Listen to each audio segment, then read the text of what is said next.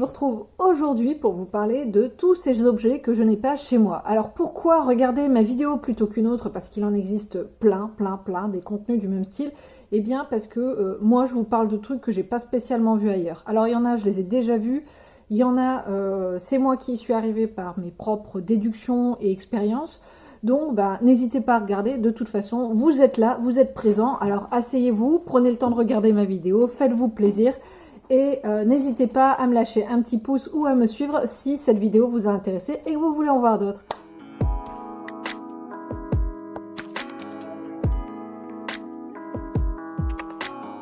Je n'ai pas voulu que cette vidéo soit trop sérieuse, j'ai voulu un petit peu sortir de cet élan de sérieuxité habituelle parce que au quotidien je ne suis absolument pas comme ça.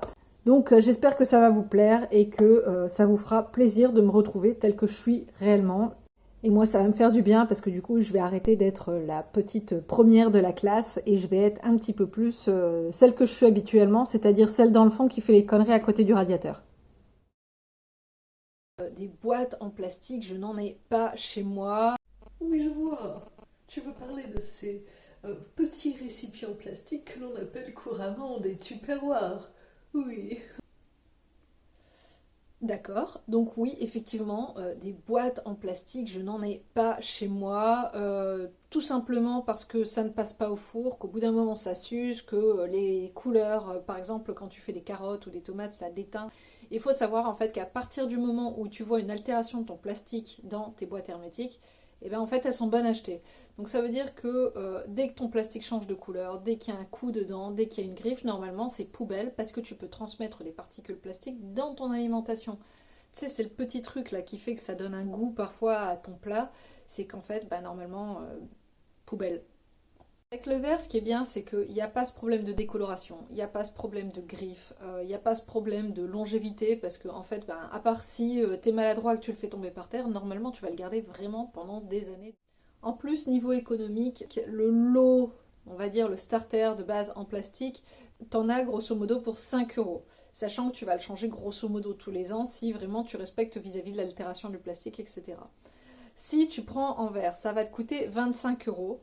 Mais en réalité, si tu calcules, en 5 ans, tes plats, ils sont largement rentabilisés. Moi, ce que je te conseille, c'est de faire comme j'ai fait, c'est-à-dire progressivement et pendant les promos, les choses comme ça.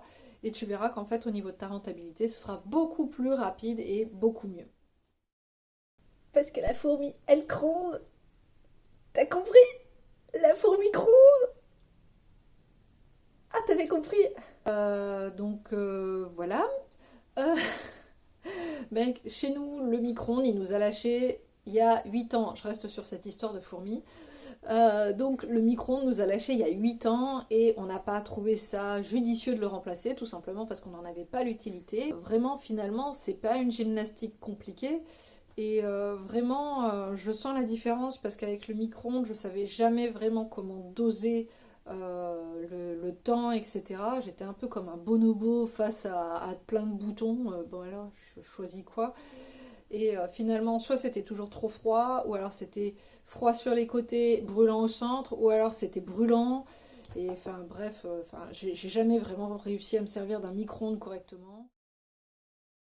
Je parlais de frigo tout à l'heure, et ben on a tous un petit peu cette hantise d'ouvrir le frigo après avoir mangé un truc qui sent bien, genre une bonne tarte au maroilles, il en reste une part, on l'a mise dans le frigo, t'oses plus l'ouvrir, surtout pas le matin au réveil. Et donc pour ça, eh ben, tu fonces au magasin pour acheter des petites boules là. Alors qu'en réalité, une fois que tu auras fini ton plat, l'odeur n'y sera plus. Faut que ça brille. Faut que ça brille. Pas que ça sente. Moi, ce que je fais, c'est que j'utilise deux choses. Des pelures de citron quand j'en ai. Et un truc qui marche vraiment du tonnerre de Dieu et ça désodorise le frigo, mais pas que, vous pouvez le mettre vraiment partout. Ça va être le marc de café. Quand vous avez fait votre café dans le filtre ou le marc qui est tombé du broyeur, tout simplement, eh bien vous ne le jetez pas, vous le gardez et soit pour désodoriser la poubelle. Dans les canalisations, ça marche aussi super bien. Vous pouvez coupler avec du bicarbonate de soude. Là, vraiment, niveau odeur, mais c'est impeccable. Et alors là, niveau économie, eh bien, avant j'achetais donc ces petites boules là qui coûtent grosso modo 3 euros. J'en avais entre 6 à 9 euros par an. Je n'ai pas du tout de bouteille d'eau chez moi. Mais comment tu fais en fait? T'es un chameau? Alors comment je fais pour ne pas avoir de bouteille d'eau en plastique chez moi? Et là vous allez dire, elle achète des bouteilles en verre? Non. Elle boit l'eau du robinet? Presque. En fait, je filtre mon eau. Ce que j'ai, c'est ce qu'on appelle un berquet. Alors, il y en a qui disent berki, il y en a qui disent berkei. Moi, je vais dire berquet. Voilà, je vais vous écrire ici tout simplement le nom. J'en ai pris un 8 litres et demi parce que nous sommes 4, que nous avons régulièrement du monde à la maison. Je vous mets une photo ici. Donc, vous voyez, il y a une fontaine. L'eau n'a absolument aucun goût, même quand elle est chlorée au possible, ça filtre très très bien. Tout simplement, quand on part ou pour la nuit, on a des petites gourdes de la marque Sig. Et si je vous en parle, c'est pas parce que j'ai un partenariat, absolument pas, mais c'est parce qu'elles sont super pratiques. En fait, vous pouvez tout changer, le bouchon, le joint, la personne qui boit la gourde, tout, vous pouvez tout changer. Il y a tout sur le site, sauf la personne qui boit la gourde, bien sûr. Donc nous, sur une famille de 4, 2 adultes et 2 jeunes enfants, faut compter qu'on utilise entre 4 et 6 packs d'eau par semaine. Et 6 packs d'eau à faire monter du sous-sol, on va pas se leurrer, j'ai pas l'ascenseur. Le dos, il te dit pas merci du tout. Alors, la télé, le fameux bouquet où t'as la télé et Internet, eh bien moi, ça fait maintenant 5 ans qu'en réalité, j'ai pas de télé chez moi, donc j'ai pas tout ce qui est TF1, M6 et compagnie. Et en fait, je m'en sors beaucoup mieux parce que je trouvais ça très très anxiogène au final. Non. Ah non, il faut vivre avec son temps quand même, hein. Il y a un moment, faut arrêter, hein. Et je me suis rendu compte en fait quand j'ai arrêté qu'il y a beaucoup de choix que je faisais qui étaient très très influencés par la télé. Et par la suite, quand on m'a dit oui, mais si tu regardes plus la télé, tu vas pas te tenir informé de ce qu'il y a, de ce qui se passe, de l'actualité. Et en fait, c'est complètement faux. Puis on va pas se mentir non plus. Quand on met un dessin animé à ses gosses qui est interrompu toutes les 3 minutes par des pubs, dont des trucs avec nana sous la douche, et clairement, les gars, je ne comprends pas. Alors au niveau de l'esthétique, déjà aussi tout ce qui est gommage, visage et corps, ça aussi, eh bien c'est un truc que j'achetais beaucoup avant. Et j'ai découvert en fait tout simplement le gommage du corps intégral au marc de café. Alors, et il y a aussi le gommage visage à base de miel et de sucre, c'est un petit peu plus doux. C'est pareil, ça marche très très bien. Et pour le sucre, j'utilise du sucre roux de la cassonade parce que, encore un truc qu'on n'a pas ici, c'est du sucre blanc. Quoi? En fait, ça fait 10 ans maintenant qu'on ne mange absolument plus du tout de sucre blanc. Donc voilà, petit aparté, je ne mange pas de sucre blanc. Et aujourd'hui, en fait, quand je mange de sucre blanc, je trouve le goût ferreux au possible. Ça me fait crisser des dents et vraiment, je suis pas bien après. Ça me fait des pics de glycémie. Et donc, pour revenir à notre gommage, donc j'en étais sur un budget global de 84 € par an, auquel s'ajoutait tout ce qui était lait, hydratant, crème et machin pour le corps. Puis bon, on n'a pas besoin de tout ça, hein. Vraiment. Hmm. Un petit coup de savon, un petit coup de gant, et c'est bien, hein. Aujourd'hui, j'achète juste de l'huile de macadamia, de l'huile végétale de macadamia. Un petit bidon, comme j'utilise un flacon pompe, j'en ai pour l'année. Et vraiment, j'ai la peau très douce, une peau de bébé, très très bien nourrie. Et clairement, ça me coûte quasiment rien. Je l'ai noté là aussi, ça me coûte 3,90 € par an. Alors qu'avant, ça me coûtait environ 40 € de budget sur l'année. Donc vous voyez, l'un dans l'autre, au niveau cosmétique, on était quand même à 124 € sur l'année. Pareil, 124 €, c'est une somme, c'est un budget.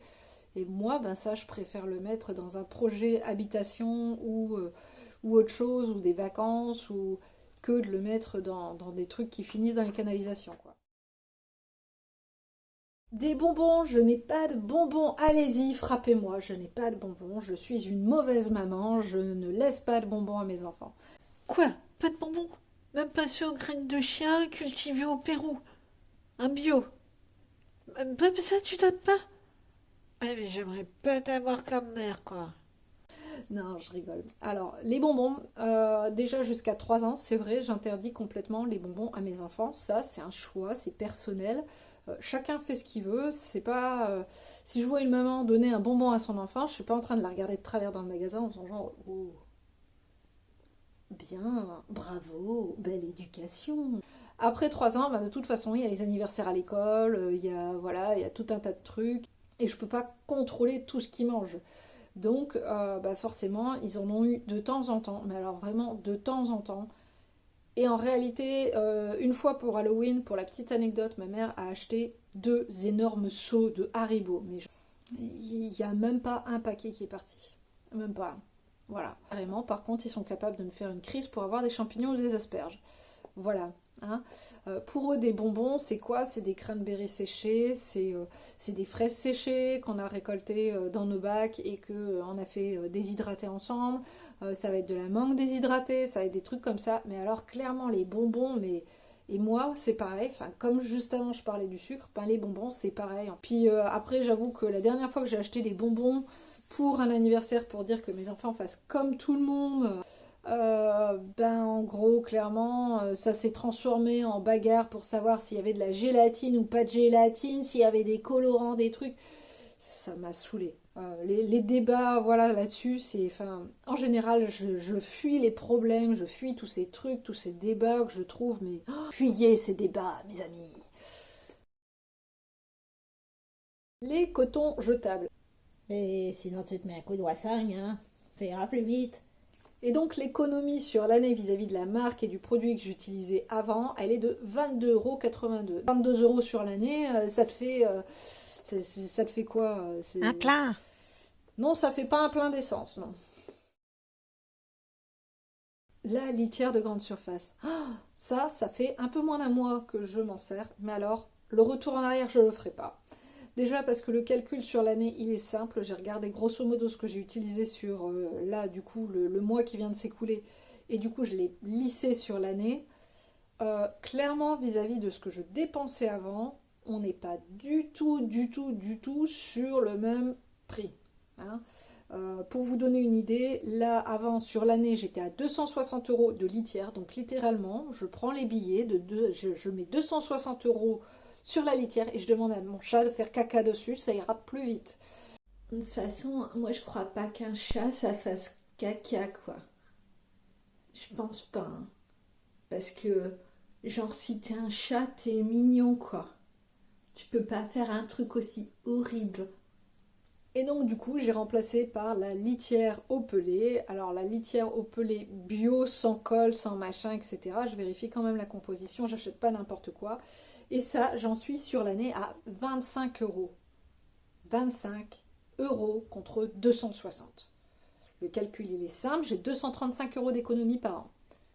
C'est fou en fait, c'est fou. Parce que c'est vraiment des petites choses simples, mais quand tu les mets bout à bout, ben... T'en fais des économies, quoi. Alors, le papier de cuisson réutilisable. Ça, ce qui est top, c'est que c'est parfois vendu en rouleau, donc vous pouvez le découper directement à la taille de vos plaques ou de vos grilles de four. Donc ça, c'est vachement sympa. Ça existe également en tapis silicone. Pour les avoir utilisés dans un cadre professionnel, les 2 buillères, elles sont vraiment top. Sur l'année, j'ai vu une économie quand même de 4,80 € par an. Et les sacs de congélation en silicone, alors ça c'est pareil, c'est un truc dont je me sers depuis un petit moment. Je m'en sers pas que pour la congélation, c'est-à-dire que quand je vais à la cueillette pour tout ce qui est petits fruits, comme les mûres, les groseilles, etc., je vais pas en prendre 3 kilos en général, je vais en prendre vraiment pour mettre dans le yaourt la semaine. Donc ça, c'est pratique parce que j'en ai pas besoin de plus, donc je ne gaspille pas. Ah ben là d'accord, ah ben là je dis bravo, je me lève, j'applaudis des deux mains. Deux mains. Ah, parce qu'aujourd'hui j'ai mal aux hanches. Alors ce qui est cool aussi, c'est que pour pas mal d'astuces, ça vous permet d'avoir plus de place dans les placards. J'espère que cette vidéo vous aura plu. Dans cette vidéo, je suis un petit peu plus naturelle, un petit peu plus fofolle, c'est ce que je suis au quotidien. Voilà, je sais qu'au départ c'était pas trop comme ça, mais le truc c'est que quand tu commences sur YouTube c'est un petit peu compliqué, tu sais pas trop, tu tâtonnes en fait, tu vas à tâtons, tu sais pas. Puis tu as une idée sur le départ, mais finalement tu sais pas si elle est bonne ou si elle intéresse ou pas. Et finalement, j'en ai eu un petit peu marre ces derniers temps, qu'on me dise qu'on me reconnaissait pas. Au départ, j'ai vraiment fait ça, la chaîne YouTube, parce qu'on me posait énormément de questions sur mes recettes, sur mon mode de vie, sur ma façon de vivre avec ma famille, etc. Même sur nos projets à venir. Donc dans nos projets à venir, il y a vraiment beaucoup de points qui ne sont pas forcément communs avec la majeure partie de la population, on va dire ça comme ça. Ou alors des trucs qui sont un peu vécus plus comme un rêve utopiste ou des choses comme ça, alors que nous, non, on est très très sérieux. Quand je parle dans une autre de mes vidéos de vivre dans une yourte, c'était un projet il y a une quinzaine d'années en arrière qui était très très très sérieux dans ma tête. Aujourd'hui c'est un peu plus compliqué avec les enfants. Mais voilà, donc du coup j'ai pas voulu perdre le plaisir de tourner mes vidéos, j'ai pas voulu perdre l'envie en fait de vous retrouver. Donc j'espère vraiment que vous passerez d'aussi bons moments à me regarder que moi je passe de moments à tourner. Et je sens encore que je suis pas complètement naturelle, que je suis pas complètement libérée. Vraiment, je sais que vous avez assez de bienveillance en vous pour m'accueillir telle que je suis en réalité et pour ne pas me juger. Et puis s'il y a des gens qui me jugent, eh bien j'ai envie de dire que ça ne me fera pas verser une larme. Voilà, hein, on peut pas plaire à tout le monde. Ça aussi c'est un point qu'il faut toujours garder en tête, c'est que des gens qui jugent, surtout derrière un téléphone ou derrière un ordinateur, c'est très facile. Voilà, donc j'arrête mon aparté parce que sinon on n'a pas fini. Demain on est encore là, vous serez encore en train de me regarder et moi je serai encore en train de parler. Et alors le montage vidéo il va durer 10 ans et ça j'ai pas envie. Donc je vous souhaite une excellente journée. N'hésitez pas à vous abonner si ce n'est pas encore fait, ça me fera très plaisir et ça me prouvera que mes contenus vous plaisent. Si vous n'avez pas mis un pouce vers le haut, eh ben, n'hésitez pas à le faire parce que ça aussi c'est cool, ça fait du bien, ça permettra à d'autres personnes aussi de tomber sur mes vidéos beaucoup plus facilement. Ça me fera remonter dans les stats. Vous pouvez me retrouver également sur mes réseaux, comme d'habitude, Facebook essentiellement, Instagram et TikTok essentiellement bien-être, ça y est, c'est l'âge. Et je vous souhaite vraiment à tous une excellente journée. Prenez grand soin de votre mental, de votre morale et de vous-même en intégralité. Et voilà, faites-le pour vous. Des gros bisous, belle journée.